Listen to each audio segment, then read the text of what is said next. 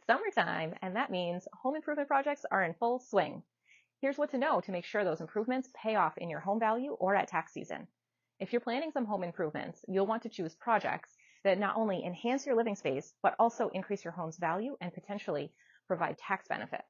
According to experts, some of the best investments are kitchen and bathroom remodels, exterior upgrades like new siding or windows, and energy efficient improvements. These can save you money on utilities while appealing to eco-conscious buyers. Don't forget about outdoor living spaces too. Adding a deck or patio can provide a great return on investment, and when it comes to tax season, be sure to keep detailed records of your receipts for any improvements that may qualify for deductions or credits, like energy efficient upgrades, medical modifications, or home office renovations. At WHC, we understand the importance of making smart investments in your home and your financial future. So whether you're tackling a major renovation or planning for a major life change, we'll be there to help you make the most of your finances so you can make the most of every day with absolute confidence, unwavering partnership for life.